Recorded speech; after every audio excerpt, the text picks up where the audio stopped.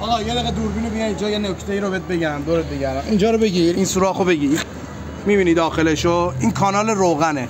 این کثیفی‌ها رو می‌بینی این داخل؟ حتما با یه دوسو کونه بزن سرش، یه خورم بنزین بریز داخلش. اینجا رو جاشو تمیز کن عزیز ده. اینجا باید تمیز بشه وگرنه 30-40 میلیون هزینه کردی، خدایی نکرده یه خورده پیلیسه، یه خورده روغن سوخته عقب بره یا لای یاتاقانت، دوباره یاتاقان میزنی. این نکته رو خیلی جدی بگیر. نگاه کن بگی دوباره کثیفی‌ها رو می‌بینی؟ این کثیفی‌ها باید از بین بره. با تشکر.